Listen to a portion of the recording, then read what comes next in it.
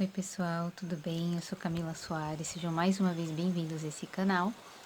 E hoje eu vou falar um pouco sobre um dos meus mestres espirituais do astral, né? E para quem já me conhece há um tempo sabe que eu não costumo falar muito sobre meus mestres, meus guias, mas hoje eu quis falar um pouco, né, sobre o Sai Baba de Shirdi, porque ele é uma pessoa pouco conhecida no Brasil, quase não tem conteúdos dele em português, nem aqui no YouTube. Então seria mais ou menos como um ato devocional e de reverência eu trazer um pouco dos seus feitos, da sua história e da minha história com Sai Baba de Shirdi. Então se você gosta desse tipo de conteúdo, você já deixa o seu like, já se inscreve aqui no canal e assina o sininho de notificações para receber avisos para os próximos vídeos. Bom, então vamos lá, gente. Eu vou começar falando um pouco sobre quem foi, né, Sai Baba de Shirdi, já é falecido, né, falecido aí em 15 de outubro de 1918. Inclusive, ele previu a própria morte, então ele era uma pessoa que tinha uma mediunidade, uma capacidade, né, espiritual e ficou conhecido por isso, né. Por que Sai Baba de Shirdi, né? Sai Baba significa algo como Pai Santo, né? Uma tradução adaptada, né? Do sânscrito. Um nome meio comum aí para mestres espirituais da Índia, né? Ele teria nascido mais ou menos em 1838, né? A gente não tem certeza porque o seu nascimento era uma coisa incerta. Então, aos 16 anos, ele aparece ali na floresta de Shirdi, né? E começa ali a fazer suas austeridades, meditar debaixo da árvore de Nim. E ali ele começa a ficar conhecido por esses feitos, né? E mais, né, conforme o tempo avança, ele acaba se tornando conhecido por praticar curas milagrosas, auxiliar pessoas que estavam com dificuldade para andar ou com membros paralisados, né? Tem uma história de que ele cura uma menina que tinha asma, né? Utilizou um cachimbo, né, para curar essa menina que tinha asma. Então ele tem esse elemento, né, do cachimbo muito presente também. E um livro que tem, né, mais famoso assim sobre ele é o Sai Satcharita, né, que é um livro escrito por um dos seus devotos. Pode ter sido escrito ali em 1910, a primeira publicação por volta de 1930 e a última foi em 1944. Ele só tem em inglês, já deve estar em domínio público, até já pensei em traduzi-lo, né? Mas o meu inglês não é muito bom, então eu nem li muito dele, né? Na verdade. O mantra que se utiliza, né, em honra ao Sai Baba é o Om Sai Ram, que significa algo como reverência ao divino interior, né? E falando um pouco assim sobre a sua vida, né, ele foi uma figura muito polêmica porque ele unia aí os conhecimentos do hinduísmo, né, e da cultura muçulmana. Então ele era hindu e muçulmano ao mesmo tempo. Ele vivia numa antiga mesquita e foi ali que ele teria recebido, né, seus devotos, tanto hindus como muçulmanos. Então se diz que para os hindus ele recomendava a leitura do Bhagavad Gita, para os muçulmanos ele recomendava a leitura do Alcorão. Ele acreditava que existiam vários caminhos para a divindade, que cada um poderia chegar até ela por seus próprios meios, né? Então, ele era uma pessoa contra qualquer tipo de ortodoxia religiosa, seja ela cristã, muçulmana, hindu. Então, ele teve contato, né, provavelmente com o cristianismo também. E ele era contra a perseguição religiosa, o sistema de castas, né? E a linha hindu, né, a parte hindu do conhecimento, né, do segmento do Sai Baba de Shirdi, era do Advaita Vedanta, né, que significa, seria aquele pensamento não dualista, onde o Brahman, que é o absoluto, não é diferente de Atman, que é a centelha divina de cada um. Falando a grosso modo, tá? Só para vocês entenderem um pouquinho. Então, a grande polêmica do Sai Baba de Shirdi era ser ao mesmo tempo um fakir e ao mesmo tempo um renunciante, né, indiano. Então, ninguém sabia exatamente o que ele era, né? Ele transitava aí entre essas duas fés e por isso ele foi também atacado, apedrejado, né? As pessoas se incomodavam muito com ele. Então, existe aí já uma semente de universalismo, né, nesse mestre espiritual. Então, ele realmente tem tudo a ver comigo. Claro que naquela época também tem essa questão, né, de que você não via falar muito de mestras espirituais ou devotas, né? Não tem fotos, né? Então a gente não sabe qual era a relação que ele tinha também com devotas, né? Mas ele não deixou, né? Devotos iniciados, ele não deu iniciação formal, não deu nomes, né? Embora os seus devotos quisessem, né? Receber iniciação formal, né? Que a gente chama de Diksha, ele não fez, tá? Então não deixou herdeiros espirituais.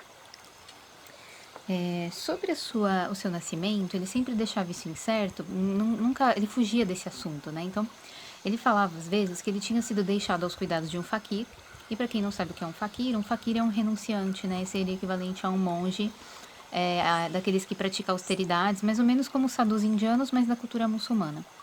E para outras pessoas ele dizia que tinha sido deixado aos cuidados de uma família hindu. Então ninguém sabe exatamente qual foi a sua origem, né? Muitos acreditam que ele é a reencarnação de Dattatreya. Dattatreya seria uma das encarnações que ela congrega a Trimurti indiana. Se você não sabe o que é, aqui nesse vídeo eu conto um pouquinho, né, na introdução ao hinduísmo. A Trimurti seria Brahma, Vishnu e Shiva, então é aquela imagem de 3 cabeças, vou colocá-la por aqui para vocês verem. Então ele congregava essas 3 forças, né? Mas Dattatreya acaba sendo mais associado ao culto de Harihara, que é Vishnu com Shiva, né? Vou deixar uma imagem aqui também para vocês verem.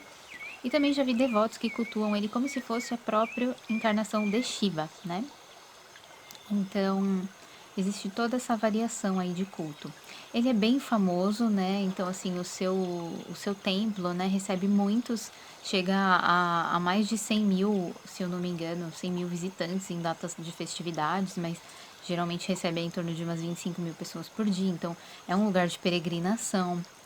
Mas ele não é famoso no Brasil, ele não tem templos no Brasil, né?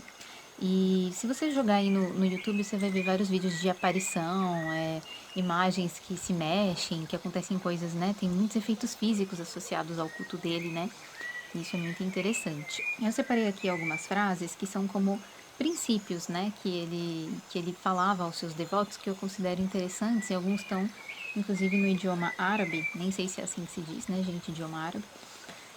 E eu achei interessante trazer aqui para vocês, né? Um deles era o Alamalik, que significa Deus é mestre. Shrada Saburi, fé e paciência. Sabe Kamalik Ek, o mestre de todos é um. E Allah Terabala Karega, Deus fará bem a você. Bonito, né? Tem um aqui que tá só em português, que eu gostei bastante, que é: olhe para mim e eu olharei para você. Né? E para quem entende um pouco, né, sobre esse conceito do darshan, que é a visão espiritual, que a gente tem esse conceito dentro do hinduísmo, vai entender muito o que essa frase quer dizer, né? Nesse tempo mais moderno, ali em torno de 1826, vai surgir uma pessoa, né, um rapaz que aos 14 anos vai dizer que é a reencarnação do Sai Baba de Shirdi, que é o Satya Sai Baba. Ele é conhecido como Satya Sai Baba, vou deixar a imagem aqui, talvez vocês já tenham ouvido falar, porque esse ficou muito famoso, assim, mundialmente, nos Estados Unidos principalmente. Então, ele fez a sua passagem em 2011, né? Então, ele é uma pessoa praticamente contemporânea da nossa época, né? E assim, ele foi muito famoso pelas suas materializações, né? Mediunidade de efeitos físicos, ele produzia aquela vibhuta, né? Que é aquela cinza sagrada, né? Que se utiliza para bênção e para cura. Mas ele foi acusado de fraude, de abuso de menores, né? Esteve envolvido em polêmicas, né? Como enriquecimento ilícito, né? Muito envolvido com essas questões de poder e tudo mais. Então, é uma figura bem complexa, né? E eu particularmente não acredito que Satya Sai Baba seja a reencarnação do Sai Baba de Shirdi, tá?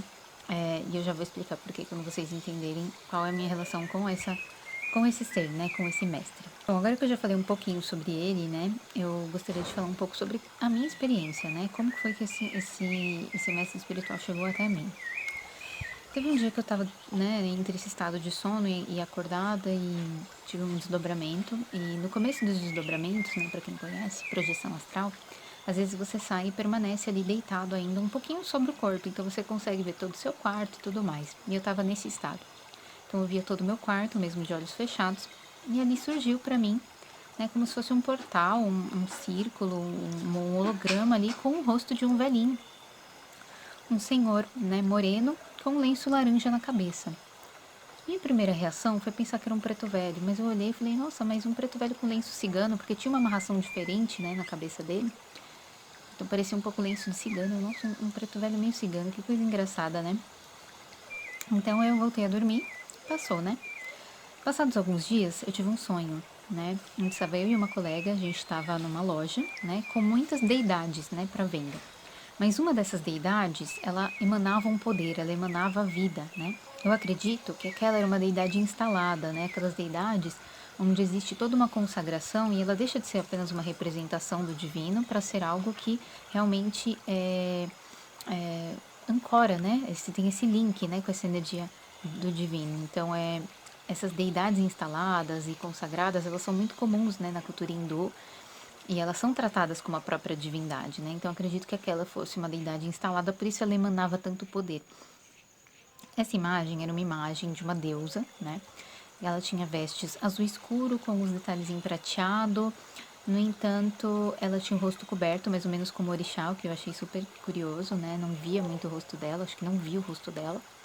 Mas no sonho a sensação era que era a Santa Sara Kali, ou algo relacionado, né? E aí vai existir um estudo, né, de Kali hindu ter alguma relação com Sara Kali. Isso é um estudo que eu estou realizando já faz algum tempo, é um estudo super profundo. Talvez isso vire um livro, né, algum dia, não sei. Mas enfim. E aí, de repente, a dona da loja, que não aparecia, ela falava assim: agora vocês vão meditar com o Sai Baba. E aí acabou o sonho por aí, né? Não lembro de mais nada. Quando eu acordei desse sonho, eu ainda lembrava do nome Sai Baba. E aí eu pesquisei, né? Aí joguei lá no Google Imagens, vi o Satya Sai Baba e aí vi aquela fotinho, né, do Sai Baba de Shirdi com o seu lencinho laranja na cabeça. E eu fiquei muito emocionada, assim, na hora. Eu fiquei num estado, assim, catártico, né? E foi aí que eu o reconheci, né? E por que, que eu não acredito que ele seja o Satya Sai Baba? Primeiro porque o Sai Baba de Shirdi, ele não tinha nenhuma pretensão de enriquecimento, né? Então, ver uma pessoa totalmente envolvida com dinheiro, né? Com fortunas escondidas, não tem nada a ver com o que ele pregava. Ele era um renunciante mesmo. E segundo, que eu acredito que se ele quisesse se mostrar para mim, né, como Satya Sai Baba, né, seria muito mais fácil, né, de encontrar conteúdo sobre ele, tem escrito sobre ele, tem vídeo, tem palestra. Então ele queria, né, que eu conhecesse Sai Baba de Shirdi, não Satya Sai Baba. O que significa para mim que Satya Sai Baba e Sai Baba de Shirdi são pessoas diferentes, né? Esse foi o meu entendimento, tá, gente? Com todo respeito a quem não acredita nisso. Inclusive, eu li por aí em fóruns na internet que tem pessoas que não acreditam que ele era hindu e muçulmano ao mesmo tempo, né? Então, isso é uma coisa que foi contestada por algumas pessoas, mas enfim. Algum tempo depois eu encontrei, né, essa imagem, que é uma imagem bem tradicional dele, numa lojinha de produtos esotéricos. Não é muito comum de você encontrar, mas eu encontrei ele com esse lencinho característico, né? Ele não tá de laranja, mas enfim, eu estou achando que ele tá muito branquinho, né? Mas esse aqui é o que fica ali no meu altar do Oriente. Bom, então foi assim, né, que Sai Baba de Shirdi chegou até mim. Então hoje eu entendo que eu tive um darshan, né? Uma visão espiritual, né, do Sai Baba de Shirdi. Fui presenteada, né, com essa bênção. E a partir de então eu passei a considerá-lo como parte, né, da minha egrégora espiritual, dos seres que me acompanham e que tem tudo a ver, né, com o meu caminho e as coisas que eu propago, né, também as mensagens que eu compartilho com outras pessoas, que é essa mensagem de união, de universalismo, de integração. E se você gostou desse vídeo, curte, compartilha, envia aí para os seus amigos e amigas e amigues. E depois comenta aqui, né, o que você achou dessa história, se você já tinha ouvido falar do Sai Baba de Shirdi, se você acha que ele é o Sai Baba Satya, né, o Satya Sai Baba, ou se ele não é. E, bom, todos os meus links estão aqui embaixo, vou deixar também no Instagram e a gente vai se falando. Então, gratidão e até o próximo vídeo. Om Sairam, Jai Sai Baba de Shirdi. E gratidão, gente. Arroa, Namastê.